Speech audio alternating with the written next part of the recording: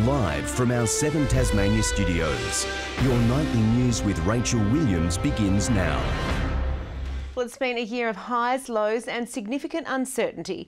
But tonight, our government is celebrating 1 year since claiming power in the 2018 state election. The Premier himself today admitting there's still a lot of work to do in a year that's already been plagued by scandal. Exactly 1 year ago, the Premier making his victory speech following the March 3 state election. They have voted for no change, to stick to the direction this state is heading in and to take our state to the next level. It was an election revolving around poker machines, with ambitious government promises also made to improve health, affordable housing and the economy. If you look at where Tasmania was this time last year, we've since become the best performing economy in the country. We've had the highest rate of growth in tourism, business confidence, the highest levels in the country as well. But in many other ways, it's been a year plagued with scandal. The next few years we really must connect those who are doing really well with those who are really struggling. So we need a lot more work in the area of housing, mental health, the hospital situation. There are increasing demands and pressures in our health system.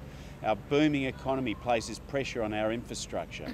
We do need more public housing, which we are able to deliver because our economy is strong and our budget's back on track. This is a government that's lost control and it's lost its ability to deliver outcomes for people who depend upon it because it's so focused on the internal chaos that it's been dealing with. Even a year on, the election still sparking controversy, hundreds of people meeting to call for greater transparency around just who donates to political parties.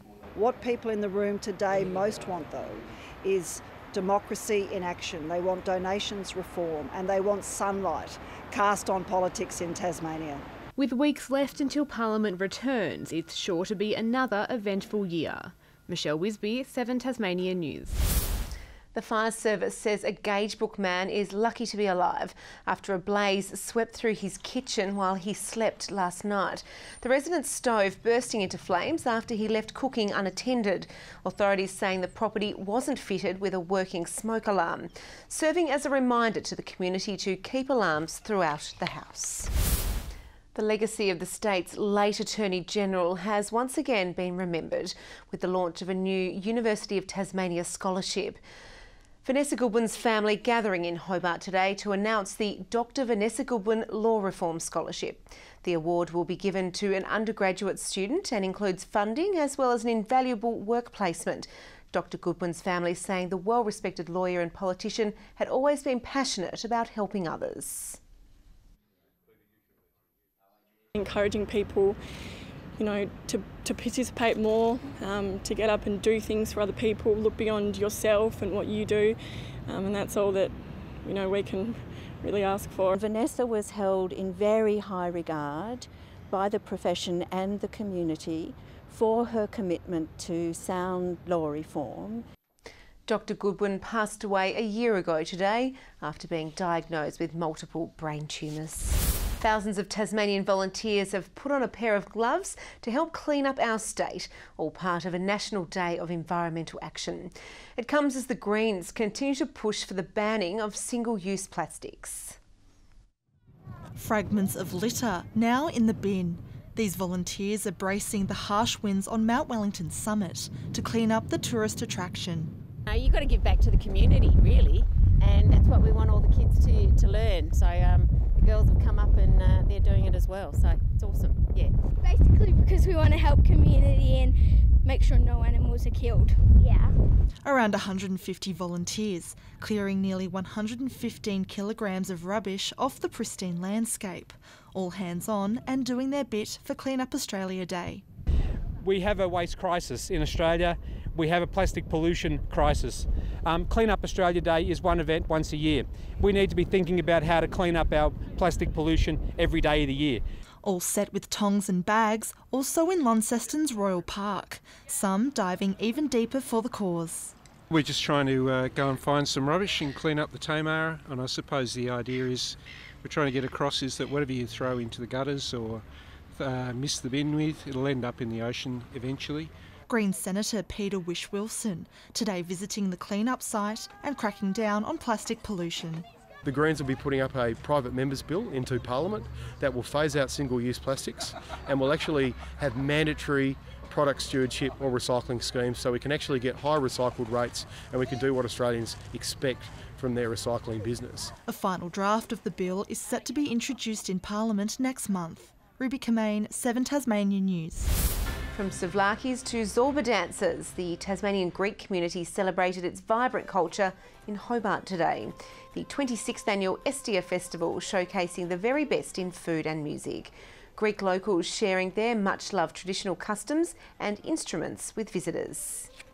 Without the guests here, there would be no party, and it's nice because I see the people enjoying themselves. People of Hobart have supported us for many years, and it's nice for us to give something back. The festival attracts around 10,000 people every year. From the modern to the antique, there was something for all ages at this weekend's Heritage Farming Expo. This year's theme of then and now, showing off machinery and memorabilia, some going back more than a century. Memories of a bygone era. Thousands of engine enthusiasts heading to the Heritage Farming Expo, comparing the old and the new. For a lot of the older ones, the patrons we have here, they can always remember, oh, my dad had one of those, or we had one of those on the farm. And the young children are intrigued because you don't see these things on the iPads. For this hobbyist displaying his work at the Expo, restoring this 1880s piece of equipment was a labour of love. My old man bought it about 1954 and sat around for about 48 years. 3.5 years ago I decided to do it up, and that's sort of what she looks like now. Once used for brickmaking in Launceston, the owner believes it could be the oldest of its kind left in Australia, taking around 3,000 man-hours to restore. Seen it going for the first time, yeah, that was pretty good because I actually seen it going in 1970, so it was nice to see it going again. Also on display, this impressive array of vintage sewing machines, some dating back more than a century. They're all hand crank and they all go. I get them as pieces of rubbish and scrap and fix them all up and get them going. A grand parade topping off the weekend, celebrating all machinery, big and small. Michelle Wisby, 7 Tasmania News. Around 70 people have taken part in this year's Melanoma March in Launceston's Heritage Forest. The event raising money and awareness for the work of the Melanoma Institute Australia. Australia has the highest incidence of melanoma in the world, and whilst we've made great strides in improving the outlook for patients who've got advanced melanoma, still 1 Australian dies from melanoma every 5 hours. The Institute says melanoma is the most common cancer affecting 15 to 39-year-olds.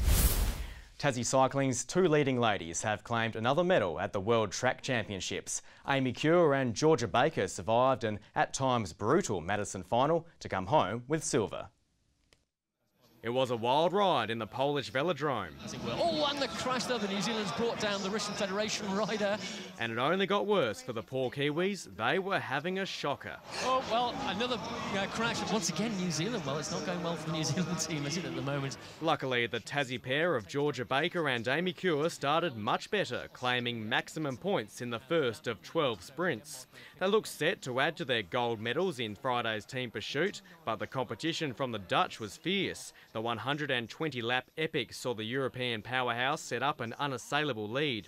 Proceedings were halted with 45 laps to go when the New Zealanders hit the floor for a 3rd time. It gave the Aussies an unexpected break, and they didn't relinquish their stranglehold on 2nd place, coming home safely to secure the silver medal. And in the charge for line, Australia get ahead of Great Britain. Well, 42 minutes and 38 seconds, 42 kilometres per hour, the average speed for that race. A smile and a wave capping off a successful World Championship. Back home, motocross riders were rocking the airwaves at Cambridge Park. Dishing the dirt on a fallen rider was a little harsh, but for the most part, this was good, fair racing for round 1 in the Tasmanian Motocross Championships. 120 riders across juniors and seniors hit the track, with defending champion Brodie Ellis leading the Senior Pro Open and Pro Lights, while Jay Jennings won 2 classes in the juniors. And in Ulverston, Victoria's Aidan Didon has won the Tasmanian Open Golf Championship after shooting a final round of 5 under par 67, then winning a playoff with overnight leader Hayden Hopewell. Launceston's Greg Longmore was the leading Tasmanian in 5th place at 2 over par, while Queensland's Rebecca Kay held on to win the women's title at 6 under. Sarah Johnston was best of the Tasmanians. Good evening. A cloudy day but still warm throughout. Hobart cooler than forecast, a top of just 23. Launceston 25, 22 in Burnie and Devonport reaching 23. The state's top was 33 degrees at Flinders Island and St Helens, with temperatures up to 11 degrees above the average. King Island reached 31 today, Ouse 29, Grove 27, 24 at Lyweenie and Smithton, Low Head 22 and Strawn a top of 20 degrees. On the close-up today, mid to high level cloud over Tasmania with smoke from the Victorian bushfires seen in eastern Bass Strait.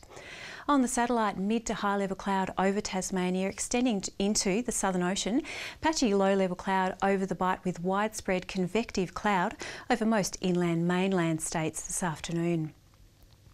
Tomorrow, a slow moving high will extend a ridge up the east coast of Australia. Another high sits over the Bight and a trough northeast of Tasmania extends through Victoria. Coastal waters and west to northwesterly winds at 10 to 20 knots, increasing to 30 knots about the southwest. Swells up to 2.5 metres in the west and south, around a metre in the east. And a strong wind warning is current from southeast Cape to Low Rocky Point. Monday's forecast now, Hobart fine and 27, a mostly sunny day for Dover 26, Ouse 28. Launceston partly cloudy and 28, 24 at Devonport, Scottsdale expecting 26. Burnie tomorrow fine and 24, a cloudy day for Strawn 21, Stanley 23. In the east, St Helens and Swansea warm 27, Ross warmer again 29 degrees there. The UV forecast very high once again. Turning now to Tuesday and showers about the west extending to most areas later on. Wednesday showers contracting to the west, far south and northeast later. And Thursday a fine day apart from possible early showers in the southwest. Capital cities tomorrow, Darwin looking at a top of 34, Brisbane and Sydney both expecting 30, Canberra 34, Melbourne 26, Adelaide 31 and Perth hot and sunny 37 degrees. And right now it's 22 in Hobart, warming up in Launceston 26 and Devonport 21. Rach, that wraps up the weather. It's been a lovely weekend. Thank you for that, Laura. Well, that's all your news for now. Thank you for joining us. Have a great week. Good night.